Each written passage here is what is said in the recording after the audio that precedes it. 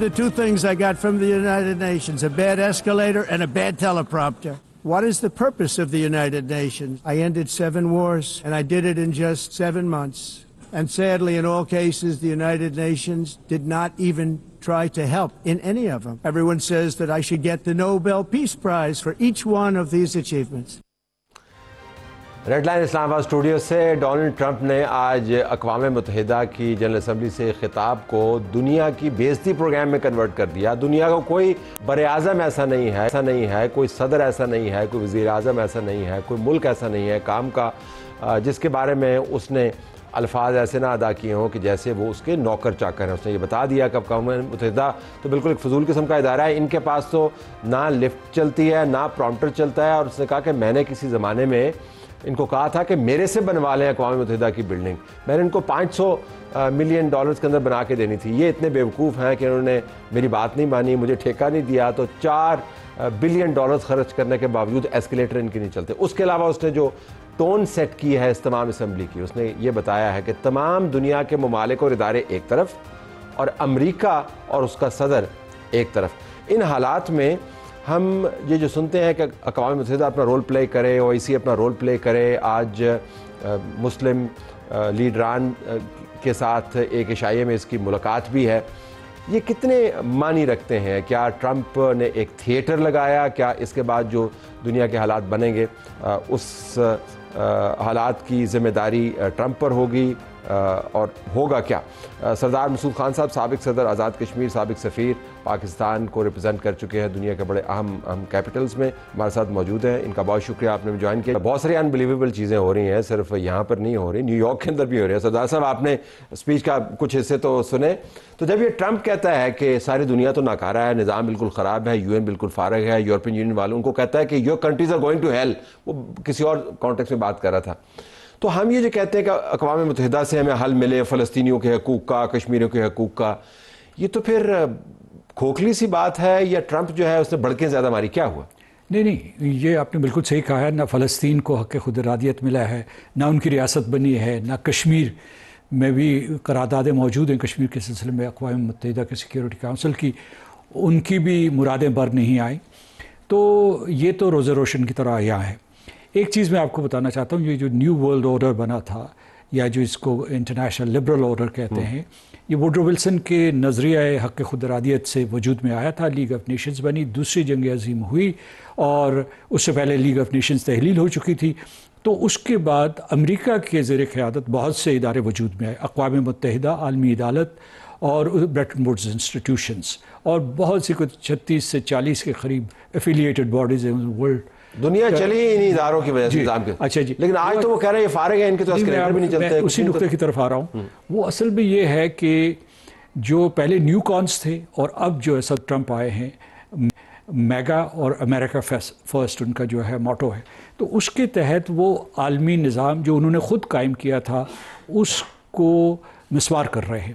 اس میں مثال کے طور پر آج جو اقوام متحدہ کے اوپر حملہ کیا, اپنے جو حلیف تھے دوسری جنگ عظیم میں, اس کے بعد جو تھے خاص طور سے مغربی یورپ, نیٹو کے حوالے سے ان کی اتنی بےزتی کی, ان کو بیٹھ کے کہتے تم لوگوں کو پتہ نہیں ہے رشیا سے تم آئل اور گیس خریدتے ہو, اس کو پیسے دیتے ہو اور اس سے جنگ بھی لڑتے ہو, تم پاگل ہو.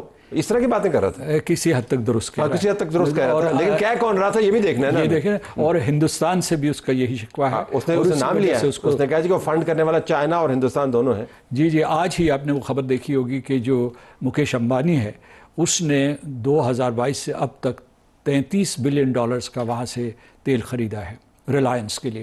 تو اچھا, دوسری یہ میں آپ کو بتاؤں کہ یہ جو ہے میگا بیس کیا کہہ رہی ہے کہ ہم لوگوں نے جو پوری کی پوری جو آپ اس کی صدر ٹرمپ کی تقریر دیکھیں تو وہ یہ کہتے ہیں کہ ہم نے یہ غیر ملکی لوگ لا کے یہاں آباد کر دیے, نقل مکانی ہوئی ہے, غیر قانونی بھی ہوئی ہے, آبادی کا تناسب تبدیل ہو گیا, ہماری اقدار متاثر ہو رہی ہیں.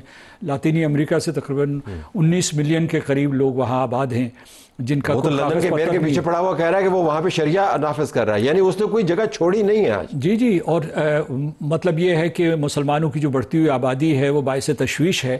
اس میں اسرائیلی لابی کا بھی بڑا ہاتھ ہے. ابھی جو فرض کیجئے کہ یہ جو بہت سی ریاستوں نے, مغربی ریاستوں نے, مغربی یورپ کی ریاستوں نے اور کینیڈا اور آسٹریلیا نے اس کو فلسطینی ریاست کو تسلیم کیا، تو آپ کو پتہ ہے نتنیاہو نے کیا کہا کہ اصل میں جو ڈائسپورا کمیونٹی کے مسلمان ہیں اور اس کے بعد جو لبرلز ہیں ان کے میل جول سے یہ ہو رہا ہے. اس کا مطلب ہے کہ اسلاموفوبیا کو ہوا دینے والا اسرائیل ہے.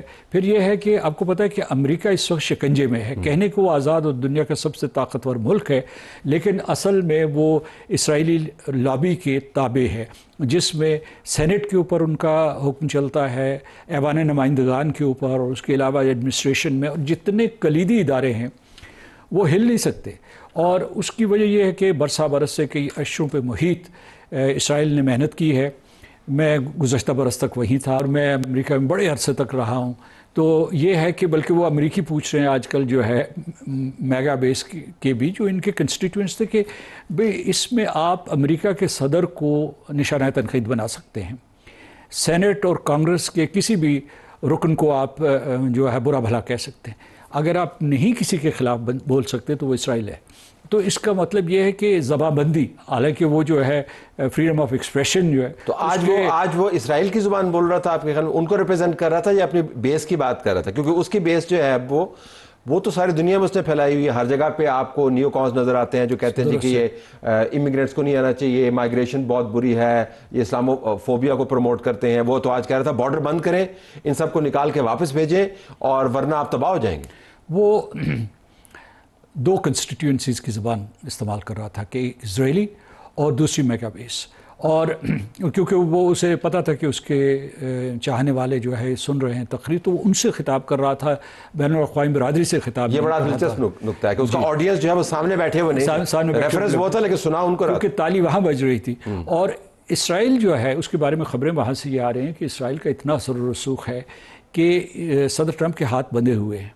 وہ اگر کچھ کرنا بھی چاہتا ہے مشرق وسطیٰ کے بارے میں تو وہ نہیں کر سکتا. اچھا، ایک چیز بڑی اچنبے کی ہے، وہ یہ ہے کہ پاکستان اور سعودی عرب کے درمیان ایک تاریخی معاہدہ ہوا، اسٹریٹجک میوچل ڈیفنس ایگریمنٹ.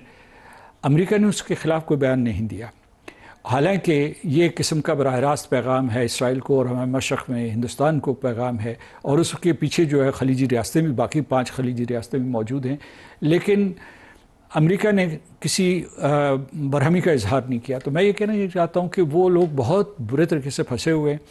اور دوسری طرف جو ہے ان کا یہ صورتحال ہے کہ ان کی جو جی ڈی پی ہے وہ تقریباً 25 سے 28 ٹریلین کے قریب ہوگی. ان کا قرضہ $37 بلین. آج اس نے، آپ نے سنا نہیں اس کو، وہ کہہ رہا ہے 37 ٹریلین ڈالر. جی وہ کہہ رہا ہے 17 ٹریلین ڈالرز تو آ گئے 7 مہینے کے اندر. وہ کہہ رہا ہے کہ منی از پورنگ ان، اور بہترین ہمارا مینجمنٹ ہے، انفلیشن نیچے ہے، اور ایسی تو تاریخ ہم نے دیکھی نہیں. وہ تو کوئی اور دنیا کی باتیں بتا رہا ہے. نہیں، میرا خیال یہ ان کی خام خیالی ہے، اور وہ اپنا مقابلہ یا تقابل بائیڈن ایڈمنسٹریشن سے کرتے ہیں. اور یہ بھی ایک نئی روایت ہے اب جو نیو کانز کا یا کنسرویٹیوز کا یا جو ایکسٹریمسٹ ہیں یورپ میں ہوں یا امریکہ میں، وہ اپنے سیاسی مخالفین کی بات بین الاقوامی فورمز میں کرتے ہیں. تو اس روایت کو بھی صدر ٹرمپ نے برقرار رکھا ہے. تو بالکل اب ٹورڈز اینڈ اگر میں آپ سے پوچھ پاؤں تو جو ہماری امیدیں ہیں کہ فلسطین کے معاملے کے اوپر اقوام متحدہ جیسے ادارے کچھ کام کریں، اور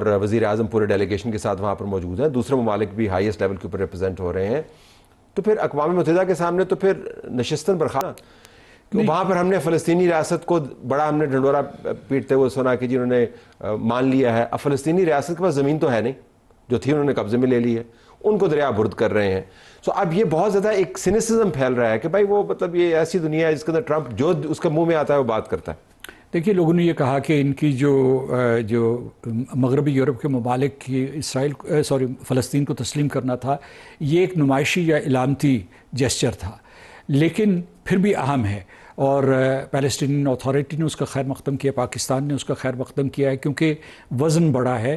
پہلے جو ہے تیسری دنیا کے ممالک جو تھے وہ فلسطین کو تسلیم کرتے تھے. اس میں خیر چین اور رشین فیڈریشن نے بھی کیا ہوا تھا، انہوں نے بہت پہلے 1988 میں کیا تھا. لیکن سردار صاحب فلسطینی ریاست کہاں پہ ہے جس کو نہیں، آپ نے بالکل درست کہا. میں صرف یہ کہتا ہوں کہ یہ لوگ یہ کہہ رہے ہیں کہ اسٹامر ہو یا میکرون ہو فرانس کے، وہ یہ کہہ رہے ہیں کہ ہم مزید محنت کریں گے، اور اس میں ان کے بڑے بلند و بالا عزائم ہیں. ابھی جو ہے خلیجی ریاستیں، میرا خیال ہے ابھی تھوڑی دیر میں یا ملاقات ہو رہی ہوگی، خلیجی ریاستیں اور انڈونیشیا، ترکی اور اردن اور کیا کہتے ہیں اس کا کون سا ملک ہے، مصر کا میں نے ذکر کیا، یہ صدر ٹرمپ سے منت سماجت کریں گے کہ جناب منت سماجت کریں گے. جی منت سماجت، اور کوئی چارہ نہیں ہے. وہ کہیں گے کہ حضور والا دیکھیے 3/4 جو جنرل اسمبلی کی یا یونائٹڈ نیشنز کی ممبرشپ ہے اس نے فلسطینی ریاست کو تسلیم کر لیا، صرف آپ کا ویٹو ہے جو اسے ناممکن بنا رہا ہے.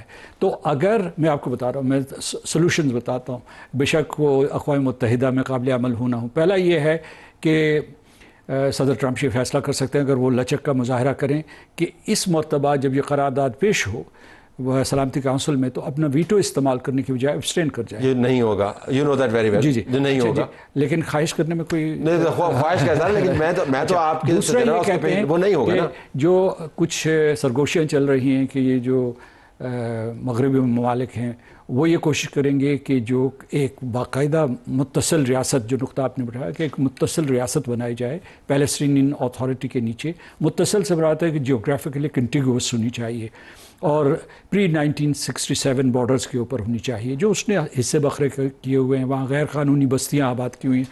تو اسرائیل کو نکالے گا کون وہاں سے؟ وہ تو نتن یاہو کہہ رہا ہے کہ یہ علاقہ ہمارا ہے. اردگان کو مخاطب کو وہ کہہ رہا تھا یہ علاقہ ہمارا ہے، جگہ ہماری ہے، شہر ہمارا ہے اور کوئی فلسطینی ریاست نہیں بنے گی. As we speak. اور جب ٹرمپ بات کر رہا تھا تو نتن یاہو کے ٹینکس جو ہیں وہ آگے ہی آگے جا رہے تھے تباہ کرتے ہوئے. تو وہ بھی نہیں ہونے والا. یہ جائے گا کون وہاں پہ؟ اس کو نکالے گا کس طرح؟ آپ کا تجزیہ بھی درست ہے اور آپ کے کنکلوژنز بھی درست ہیں. یعنی یہ ممکنات ہیں جو ناممکن ہیں. تو اس وجہ سے جو ہے، لیکن یہ جو جد و جہد ہے اتنے عرصے سے جاری رہی ہے، یہ جد و جہد جاری رہے گی. ایک اور چیز جو ہے، ایک نقطہ اٹھایا جا رہا ہے کہ لوگ فلسطینیوں کے بارے میں بات کر رہے ہیں یا عرب ممالک غیر محفوظ ہیں کیونکہ ان کا جو گریٹر اسرائیل کا نقشہ ہے وہ سعودی عرب کے این مڈل میں ختم ہوتا ہے، شام اس کے قبضے میں چلا جائے، لبنان اس کے قبضے میں چلا جائے گا. لیکن لوگ یہ کہہ رہے ہیں کہ اس جنگ و جدل کے بعد اسرائیلی نہ ان کے پاس اتنی تعداد ہے یہودیوں کی، اگر ان کو وہ آباد کرتے ہیں وہاں لا کے تو وہ یہ ہے کہ اسرائیل غیر محفوظ رہے گا پرپیچولی. یعنی یہ نہیں ہو سکتا کہ وہ وہاں کوئی گریٹر اسرائیل بنائے یا اپنی اس نے بنا لیا ہے. صدارت صاحب اس نے بنا لیا ہے، اس نے آکوپائی کر لیا ہے، اس نے بلڈنگز ڈیمولش کر دی ہیں، اس نے 70,000 بندہ جو ہے شہید کر دیا ہے، اس نے 2 ملین لوگوں کو ڈسپلیس کر دیا ہے، اس نے قبضہ کر لیا ہے. مطلب I'm just trying to understand کہ یہ جو اس وقت بحث چل رہی ہے اور ہمارا خیال ہے کہ اس بحث سے ہم کچھ نکال پائیں گے، تو زمینی حقائق جن کو کہتے ہیں وہ تو بالکل مختلف ہیں، خوفناک حد تک. آپ درست کہہ رہے ہیں. ان دونوں چیزوں میں جو کہ بین الاقوامی رائے عامہ ہے اور بین الاقوامی حکومتوں میں 3/4 جو ہے اکثریت اقوام متحدہ کی، اس نے جو سٹینس لیا ہے اور جو کچھ ہونے والا ہے زمین پر آن دا گراؤنڈ، ان میں ڈسکنیکٹ ہے. I have to leave it. آپ کا بہت شکریہ.